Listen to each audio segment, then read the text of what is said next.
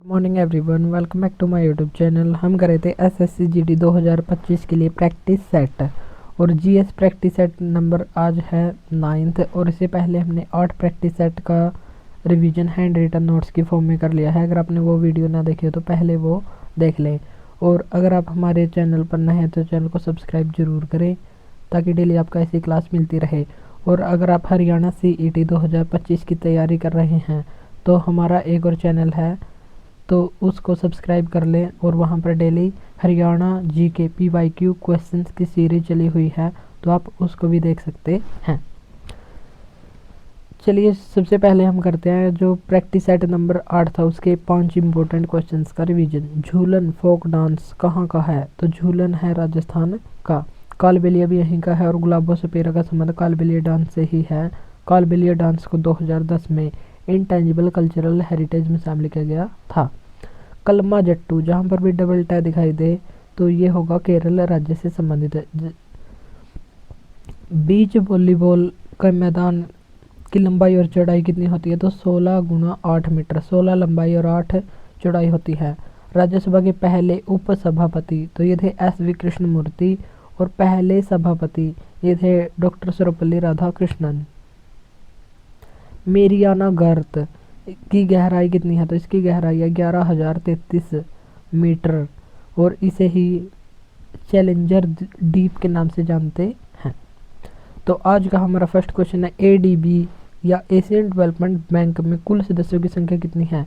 30 सितंबर 2024 के तहत, यानी कि 30 सितंबर 2024 तक एशियन डेवलपमेंट बैंक में कितने मेंबर हो चुके हैं? तो ये है 69 और 69 या 69वां शामिल हुआ है इजराइल।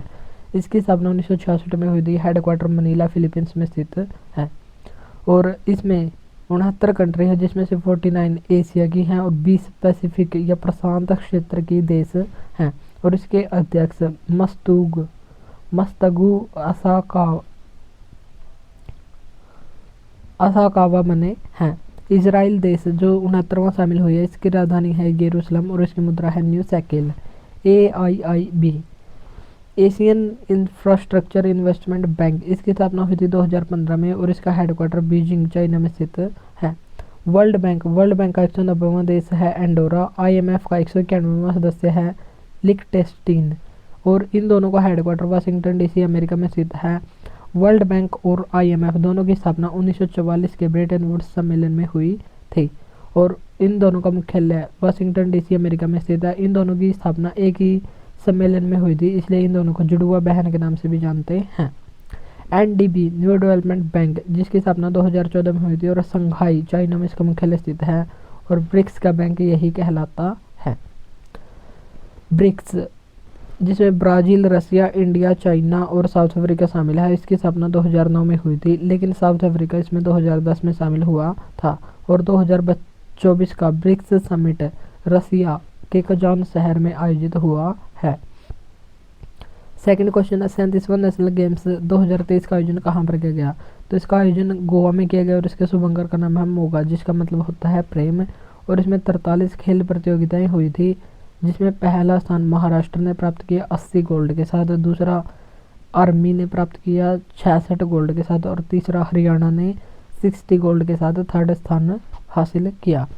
38वां नेशनल गेम्स होगा उत्तराखंड में और इसकी तारीख भी घोषित हो चुकी है। ये 28 जनवरी 2025 से 14 फरवरी 2025 तक होगा और इसके शुभंकर का नाम है मोनाल, जो उत्तराखंड का राजकीय पक्षी है। और इसमें 32 गेम्स होंगे और इसके अलावा 2 और होंगे, मल्लखंब और योगा। और मल्लखंब मध्य प्रदेश का है और योगा डे मनाया जाता है 21 जून को, जो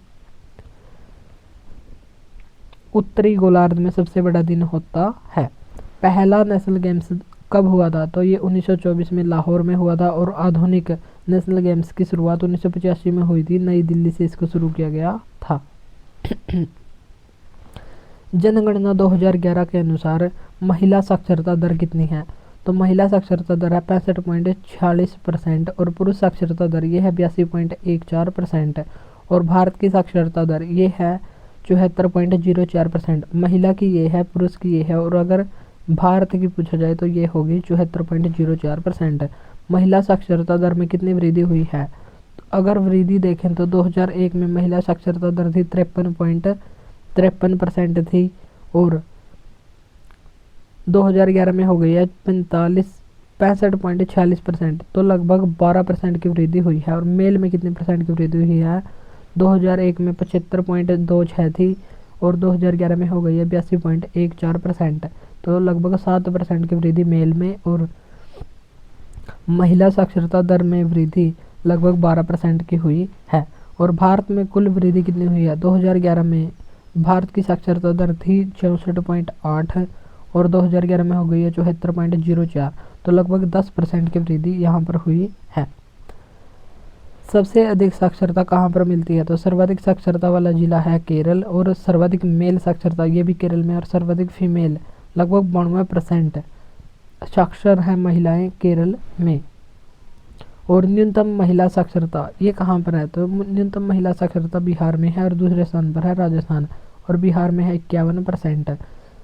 सबसे ज़्यादा पुरुष और महिला साक्षरता में अंतर कहाँ पर है? तो ये है राजस्थान में। लगभग महिला और पुरुष के बीच साक्षरता में अंतर 27.1% का है।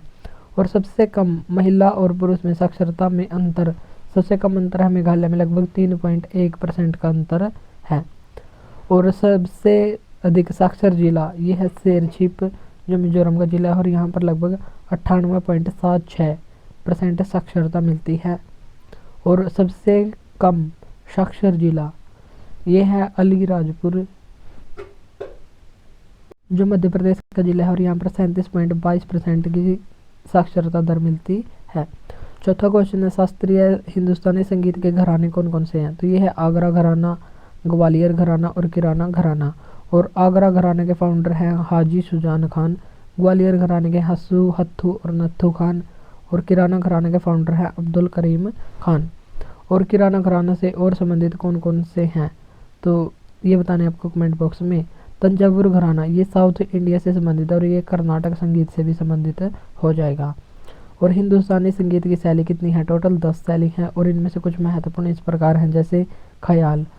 ख्याल जो शैली है इससे संबंधित घराने हैं ग्वालियर घराना, आगरा घराना, किराना घराना, भिंडी बाजार घराना। भिंडी बाजार घराने जिससे संबंधित है लता मंगेशकर, जिनको 2001 में भारत रत्न अवार्ड दिया गया था। पटियाला घराना जिसके फाउंडर है फतेह अली खान। और ध्रुपद शैली इसका आविष्कार किया था तानसेन के द्वारा, जिसका नाम था रामतनु पांडे, वास्तविक नाम था। और ग्वालियर में इनकी समाधि भी है और सबसे पुरानी शैली ध्रुपद शैली है। टप्पा इसे पंजाब का मुखर रूप भी कहते हैं, तराना, ठुमरी, चतुरंग और रस सागर। तो टोटल 10 हैं, तो इनमें से कुछ महत्वपूर्ण ये थी। अलादिया खान इनका संबंध है जयपुर अतरौली घराने से। और इनायत खान इनका संबंध है रामपुर सहसवान घराने से। पांचवा क्वेश्चन है टाइगर ट्रम्प अभ्यास किन दो देशों के बीच होता है? तो इंडिया और अमेरिका के बीच होता है। धर्म गोर्जन अभ्यास, धर्म गोर्जन, वीर गोर्जन, सैन्य मैत्री अभ्यास ये इंडिया और जापान के बीच होता है। अजय वॉरियर ये इंडिया और इंग्लैंड के बीच होता है।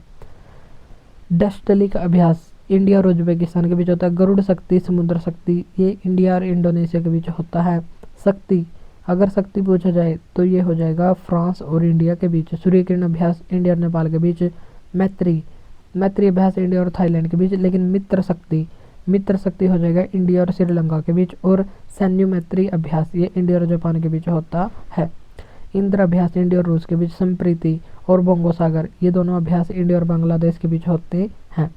खंजर अभ्यास किर्गिस्तान और भारत के बीच। एक्वेरिन अभ्यास इंडिया और मालदीव के बीच। नोमडेक एलिफेंट अभ्यास इंडिया और मंगोलिया के बीच। और लामितिये भारत और सेशल्स के बीच होता है और इसकी राजधानी है विक्टोरिया। वज्र प्रहार अभ्यास ये होता है इंडिया और अमेरिका के बीच। और अभी हाल ही में भारत सरकार के द्वारा कुछ ऑपरेशन भी चलाए गए हैं, जैसे ऑपरेशन कावेरी ये सूडान में फंसे भारतीयों को निकालने के लिए चलाया गया है। ऑपरेशन करुणा म्यांमार में बाढ़ पीड़ितों की सहायता के लिए चलाया गया है। ऑपरेशन दोस्त तुर्की और सीरिया में भूकंप प्रभावित लोगों की सहायता के लिए चलाया गया है। ऑपरेशन अजय इजराइल में फंसे भारतीयों को निकालने के लिए इसको चलाया गया। ऑपरेशन इंद्रावती हैती में फंसे भारतीयों को निकालने के लिए यहाँ पर ऑपरेशन भारत के द्वारा चलाया गया है। तो ये कुछ महत्वपूर्ण ऑपरेशन भी है और इससे रिलेटेड और भी हैं, जैसे ऑपरेशन मेघदूत ये सियाचिन विजय के उपलक्ष्य में चलाया गया था और सियाचिन विजय हमने इसी से हासिल की थी। और 1984 में इसको चलाया गया था। और एक था ऑपरेशन पोलो। ऑपरेशन पोलो ये 1948 में चलाया गया था। 1948 में हैदराबाद रियासत जब न तो भारत में शामिल होना चाहती थी और न ही पाकिस्तान में, बल्कि एक स्वतंत्र रियासत रहना चाहती थी, तो सरदार वल्लभ भाई पटेल ने सैन्य कार्यवाही के माध्यम से ऑपरेशन पोलो के द्वारा हैदराबाद रियासत को भारत में मिला लिया था। तो ऑपरेशन पोलो, ऑपरेशन विजय, ये भी काफ़ी इम्पोर्टेंट है और ये भी हमको ध्यान रखने हैं। छठा क्वेश्चन है, स्मार्ट सिटी मिशन कब शुरू हुआ था? तो ये 25 जून 2015 को शुरू हुआ था और इसमें 100 शहरों को 5 साल में विकसित करने का टारगेट रखा गया था। यानी कि 5 सालों में 100 शहरों को विकसित किया जाएगा, ऐसा टारगेट रखा गया था स्मार्ट सिटी मिशन 2015 में। और 2020 तक यानी कि 100 शहरों को विकसित करना था। प्रधानमंत्री जन धन योजना ये 28 अगस्त 2014 को शुरू हुई थी और यह विश्व की सबसे बड़ी वित्तीय समावेशन की योजना है। यानी कि इस योजना के द्वारा अधिक से अधिक लोगों को बैंक से जोड़ा गया था। मेक इन इंडिया योजना ये 25 सितंबर 2014 को शुरू हुई थी। उजाला योजना 1 मई 2015 को LED बल्ब इसमें बांटे गए थे। और सुकन्या समृद्धि योजना ये 22 जनवरी 2015 को शुरू हुई थी। और बेटी बचाओ बेटी पढ़ाओ योजना का नया नाम क्या कर दिया गया है? तो इसका नाम कर दिया गया बदलाव योजना। यानी कि बेटी आपकी धन लक्ष्मी और विजय लक्ष्मी। आत्मनिर्भर भारत योजना ये शुरू हुई थी 12 मई 2020 को। और PM विश्वकर्मा योजना 17 सितंबर 2023 को शुरू हुई थी। और जो छोटे वर्कर हैं या छोटे व्यापारी या काम काज करने वाले व्यक्ति हैं, उसमें 17 प्रकार के व्यवसायों का उल्लेख किया गया है। जो छोटे छोटे व्यवसाय हैं तो इनमें उनको कुछ सहायता प्रदान की जाएगी। ये है विश्वकर्मा योजना। L सुब्रमण्यम इनका संबंध किससे है? तो इनका संबंध है वायलिन से। MS सुब्बुलक्ष्मी इनको पद्म विभूषण अवार्ड दिया गया था 1975 में। और UN में परफॉर्म 1966 में किया था। और इनको भारत रत्न 1998 में दिया गया था। और ये भारत रत्न पाने वाली पहली संगीतकार बनी थी। और दूसरे संगीतकार तो दूसरे बने थे पंडित रविशंकर 1999 में। और तीसरे और चौथे जिनको 2001 में दिया गया था, और 2001 में दिया गया था बिस्मिल्ला खान और लता मंगेशकर दोनों को एक साथ। M बाल मुरली कृष्णन इनको पद्म विभूषण अवार्ड कब दिया गया? 1991 में। और औपचारिक स्कूली शिक्षा पूरी करने में ये असमर्थ रहे थे। और इनको त्रिमुखी, पंचमुखी, सप्तमुखी और नवमुखी रागों के आविष्कार का श्रेय भी प्राप्त है। और इनको महात्मा गांधी सिल्वर मेडल प्राप्त किया गया था और ये दिया गया था यूनेस्को के द्वारा। 8वां क्वेश्चन है, 105 अनुच्छेद में किसका वर्णन किया गया? संसद के विशेष अधिकारों को उल्लेख किया गया है। जो सांसद है, सांसद का मतलब होता है लोकसभा और राज्यसभा दोनों का ही मेंबर। अगर केवल लोकसभा का मेंबर हो तो इसको लोकसभा सदस्य कहेंगे, लेकिन अगर संसद का सदस्य है तो उसको सांसद कहेंगे। जैसे MLA member of legislative assembly, यानी कि जो विधानसभा का सदस्य है उसको कहेंगे MLA। और जो विधान परिषद का सदस्य है उसको कहेंगे MLC member of legislative council. तो और अगर संसद का सदस्य है तो उसको सांसद कहेंगे। और जो सांसद के विशेषाधिकार है उन दोनों का, जो राज्यसभा और लोकसभा दोनों के सदस्य होंगे, दोनों में से किसी एक के भी सदस्य हो सकते हैं। तो इनके विशेषाधिकारों को उल्लेख है अनुच्छेद 105 में। अनुच्छेद 106 इसमें लोकसभा सदस्यों के वेतन और भत्तों के बारे में बताया गया है। अनुच्छेद 108 इसमें संयुक्त बैठक का उल्लेख किया गया है। और संयुक्त बैठक बुलाने का अधिकार राष्ट्रपति की मंशा से किया जाता है। और ये संयुक्त बैठक का प्रावधान हमने ऑस्ट्रेलिया के संविधान से लिया है। और अब तक 3 बार संयुक्त बैठक बुलाई जा चुकी है। पहली बार बुलाई थी 1961 में दहेज निषेध अधिनियम के तहत। दूसरी बुलाई थी 1978 में बैंकिंग सेवा आयोग के लिए। और 2002 में तीसरी बार बुलाई गई थी आतंकवाद निरोधक विधेयक लाने के लिए बुलाई गई थी। तो अब तक 3 बार संयुक्त बैठक बुलाई जा चुकी है। और संयुक्त बैठक बुलाने से पहले क्या क्या होना अनिवार्य है? तो सदन में 1/10 सदस्यों की गणपूर्ति अनिवार्य है। और इसका अध्यक्ष, जब संयुक्त बैठक होगी तो इसका अध्यक्ष होगा लोकसभा स्पीकर। अगर लोकसभा स्पीकर वहां पर उपस्थित नहीं है तो लोकसभा का उपाध्यक्ष उसका अध्यक्ष बनेगा। और अगर ये भी उपस्थित नहीं है तो राज्यसभा का उपसभापति, सभापति तो हो जाएगा उपराष्ट्रपति जो संसद का सदस्य नहीं होता, लेकिन जो उपसभापति होता है वो इसकी अध्यक्षता करेगा। संविधान संशोधन और धन विधेयक ये 2 ऐसे मामले हैं जहां पर संयुक्त बैठक, जिन विषयों पर संयुक्त बैठक नहीं हो सकती। अनुच्छेद 110, इसमें धन विधेयक की परिभाषा दी गई है और केवल इसको लोकसभा में ही पेश किया जा सकता है और राज्यसभा को 14 दिन के अंदर अंदर स्वीकृति देनी अनिवार्य है और राज्यसभा इसमें कोई भी बदलाव नहीं कर सकती। और कोई विधेयक धन विधेयक है या नहीं, इसका निर्णय लोकसभा स्पीकर करता है और राज्यसभा धन विधेयक में कोई बदलाव नहीं कर सकती। 11वां क्वेश्चन है हिस्ट्री से रिलेटेड। 1707 में औरंगजेब की मृत्यु के समय मुगल साम्राज्य में कुल कितने सूबे थे? तो सबसे अधिक सूबे औरंगजेब के समय में ही थे, 21 सूबे, और अकबर के समय थे 15 सूबे, और शाहजहां के समय कितने सूबे थे? तो ये बताना आपको कमेंट बॉक्स में। औरंगजेब का कार्यकाल था या शासनकाल था 1658 से 1707। औरंगजेब को अन्य किस किस नाम से जाना जाता था? तो इसको आलमगीर के नाम से भी जाना जाता था और जिंदा पीर के नाम से भी इसको ही जाना जाता था। इसके 2 बार राज्याभिषेक हुए थे। तो मुगल काल में एक ऐसा शासक है जिसने 2 बार शासन किया। तो 2 शासनकाल किसके हैं? तो हुमायूं के हैं, 1530 से 40 और 1555 से 56। लेकिन 2 राज्याभिषेक हुए हैं औरंगजेब के। पहली बार राज्याभिषेक हुआ 31 जुलाई 1658 को, जो आगरा में हुआ था सामूगढ़ का युद्ध जीतने के बाद, और दूसरी बार हुआ दिल्ली में देवराय युद्ध जीतने के बाद 15 जुलाई 1659 को। और 1670 में औरंगजेब ने असम पर विजय हासिल की थी। 1686 में बीजापुर और 1687 में गोलकुंडा पर विजय हासिल की थी। और औरंगजेब वीणा वादक थे। जैसे समुद्रगुप्त थे वीणा वादक, उसी प्रकार औरंगजेब भी वीणा वादक ही थे। और समुद्रगुप्त से संबंधित है कि प्रयाग प्रशस्ति अभिलेख, जिसे हरिसेन ने लिखा था, और इसको प्रयाग प्रशस्ति या इलाहाबाद लेख के नाम से भी जानते हैं। नवरोज उत्सव को मनाने पर प्रतिबंध किसने लगाया था? औरंगजेब ने। लेकिन इसको स्टार्ट किसने किया था? तो दिल्ली सल्तनत में बलबन के द्वारा इसको शुरू किया गया था।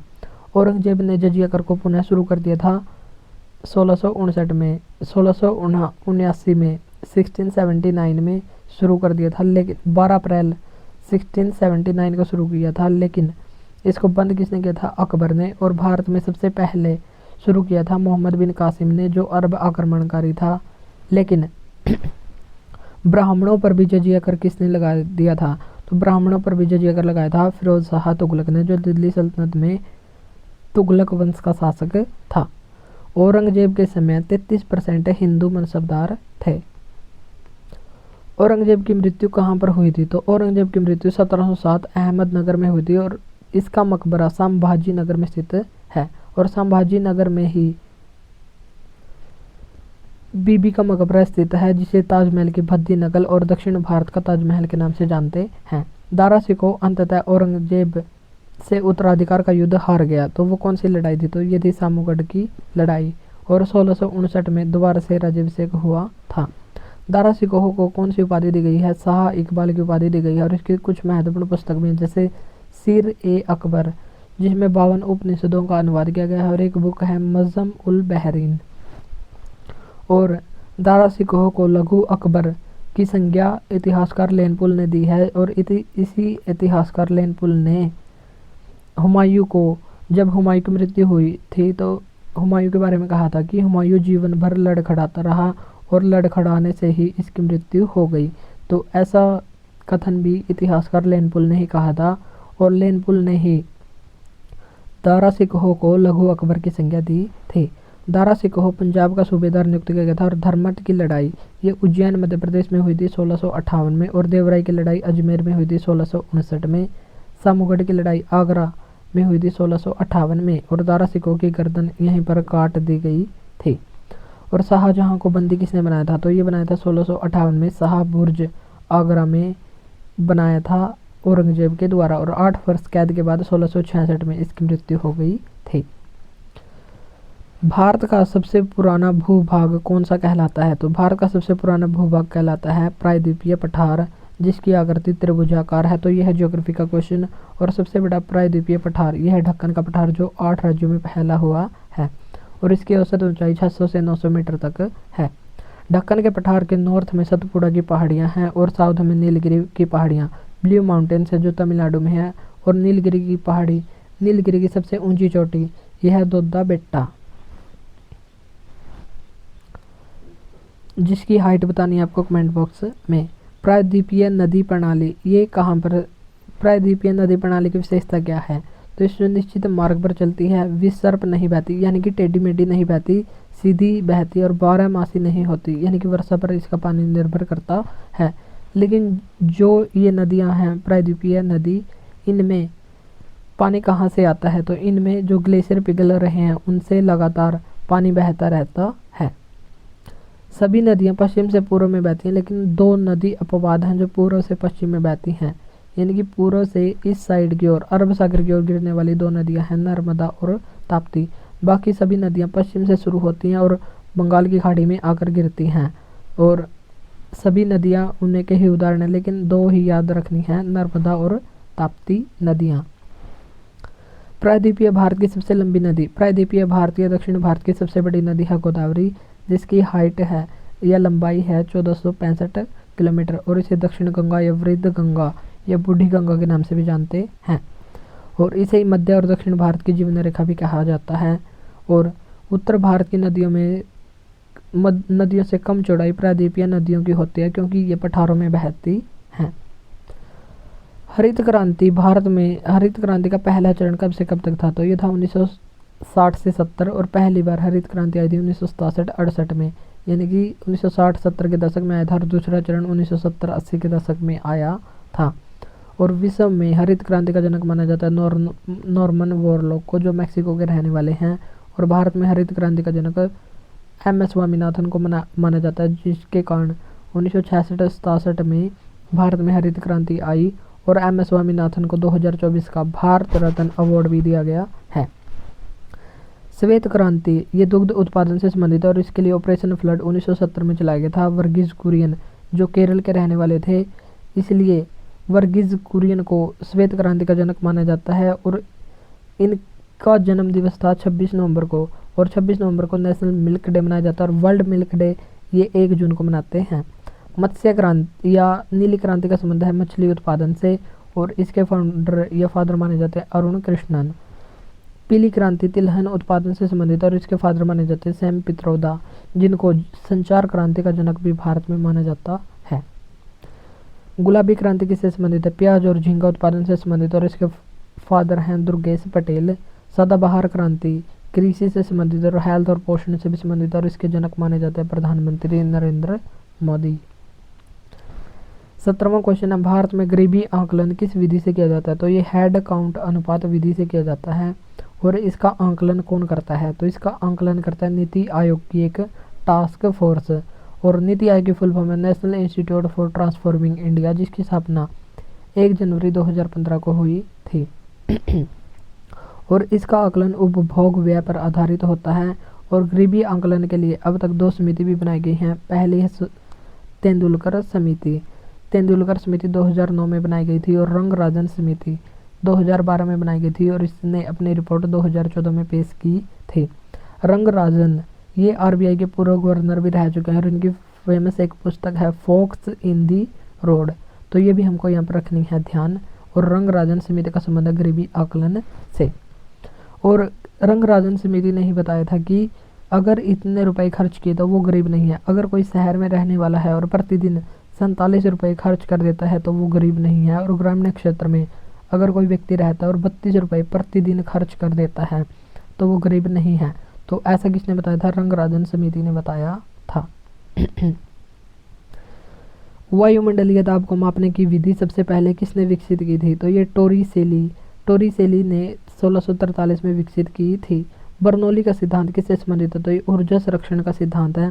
आर्किमिडीज सिद्धांत ये डूबी वस्तु पर उत्प्लावन का सिद्धांत इसके द्वारा दिया गया था। तापमापी थर्मामीटर की खोज किसने की थी? गैलीलियो ने। पेंडुलम घड़ी की खोज ये हाइजेंस ने की थी।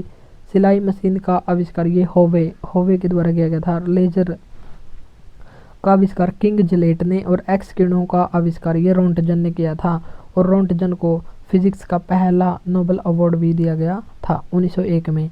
रिवॉल्वर की खोज की थी कोल्ट ने, और रडार की खोज वाटसन ने की थी, और रडार की फुल फॉर्म है रेडियो डिटेक्शन एंड रेंजिंग। 19वां क्वेश्चन है, समूह 3 से 12 के तत्वों को डैश संक्रमण तत्व भी कहा जाता है? तो डी ब्लॉक को संक्रमण तत्व कहा जाता है, और एस ब्लॉक ये बाईं ओर होता है। पी ब्लॉक ये दाईं ओर होता है और डी ब्लॉक बीच में होता है, इसलिए जो बीच में होते हैं 3 से 12 के बीच में उनको डी ब्लॉक के संक्रमण तत्व कहा जाता है। और आवर्त सारणी में टोटल 18 ग्रुप या समूह हैं और 7 पीरियड्स या आवर्त इसमें शामिल हैं। लास्ट है हमारा आज का 20वां क्वेश्चन, एड्स किससे होने वाला रोग है? तो ये वायरस से होने वाला रोग है। और HIV ह्यूमन इम्यूनो वायरस से होने वाला रोग है और इसके लिए एलिसा टेस्ट किया जाता है। और एड्स की फुल फॉर्म है एक्वायर्ड इम्यूनो डेफिशिएंसी सिंड्रोम। और 1 दिसंबर को प्रत्येक वर्ष एड्स डे भी मनाया जाता है। अब हम देखेंगे वायरस से होने वाले रोगों की ट्रिक। रेखा हमें हिट करके पोइचे छोड़ गई तो करके से कोई भी रोग नहीं बनेगा। तो रे से हो गया रेबीज, रेबीज रेबडो वायरस से होने वाला रोग है और ये कुत्ते के काटने से होता है। और पहला रेबीज मुक्त राज्य ये बन गया है गोवा और इसमें पानी से डर लगता है। खसरा जिसे मीजल्स कहते हैं, ऐसे हो गया हर्पीज, ये एक स्किन डिजीज है। मेनिंजाइटिस ये दिमागी डिजीज है। और ऐसे हो गया हेपेटाइटिस, हेपेटाइटिस बी वायरस से होने वाला रोग है और इसमें लीवर में सूजन आ जाती है। ऐसे हो गया ट्रोकोमा, ट्रोकोमा आँख का रोग है और इसमें आँख सूख जाती है और इसे आँखों का शुष्क रोग भी कहते हैं। वैसे हो गया पोलियो, एड्स, छोटी माता, चेचक, डेंगू, गलशोध और इन्फ्लुएंजा। तो ये सभी रोग हैं जो वायरस से होने वाले रोग हैं। और आज का प्रश्न है प्रोटोजोआ और कवक से होने वाले रोगों के नाम बताओ। तो ये बताना आपको कमेंट बॉक्स में। तो ये थी हमारी आज की क्लास जो जिसमें हमने 9th एपिसोड का रिवीजन कर लिया है। तो बाकी हम करेंगे नेक्स्ट डे में, यानी कि परसों को करेंगे हम 10th एपिसोड का रिवीजन। तो आज के लिए इतना ही, मिलते हैं नेक्स्ट वीडियो में। Thank you.